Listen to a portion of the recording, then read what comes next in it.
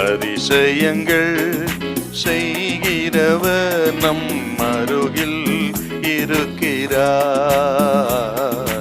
அற்புதங்கள் செய்கிறவர் என்றும் நமக்குள் வசிக்கிறார்.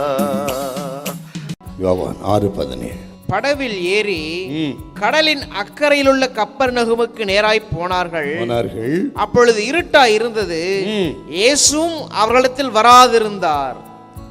இந்த நிகழ்ச்சி நீங்க முன்னும் பின்னும் கொஞ்சம் பார்க்கணுங்க. மார்க்கு சுவிசேஷமும் யோவானும் கலந்து நீங்க பார்த்தீங்கன்னா சாயங்காலத்தில் புறப்படுறாங்க அவங்க. யோவான் சொல்றாருங்க, மார்க்கு சொல்றாரு சாயங்காலத்தில் கடலின் நடுவிலே இருந்தார். வித்தியாசம் வேதத்தில் இல்லை.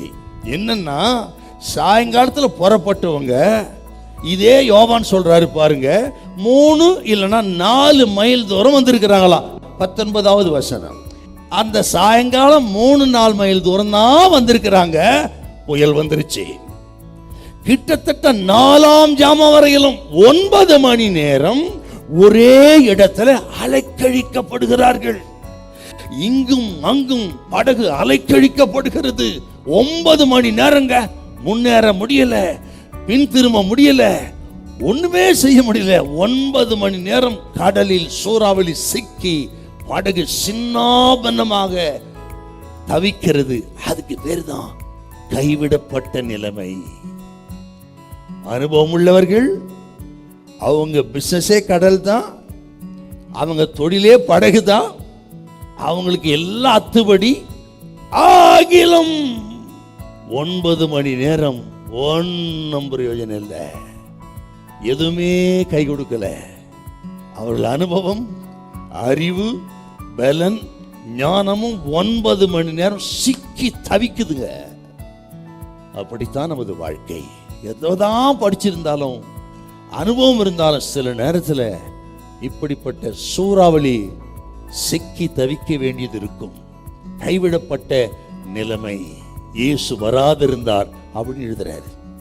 சீசர்கள் எப்படி ஆண்டவரின் கரத்தில் இருந்தார்களோ அதை போலத்தான் இந்த புயலும் அவர் கரத்தில் இருக்கிறது. அவர் சித்தத்தை மீறி எதுவும் யாரையும் அழிக்க முடியாது. எல்லாம் அவர் கையில் தாங்க இருக்குது. நாம் அவர் கரத்தில் இருக்கிறோம். நமக்கு விரோதமான எதிர்ப்புகள், சூறாவளி எல்லாம் அவர் கரத்தில் இருக்கிறது. அவர் சித்தத்தை மீறி படகை கவிழ்த்து போடுவதற்கு பெரும் காற்றுக்கும் அதிகாரம் இல்லை, சூறாவளிக்கும் அதிகாரம் இல்லை, ஆபத்து விபத்துக்கு அதிகாரம், விஷ பூச்சிக்கும் வியாதிக்கு அதிகாரம் இல்லை.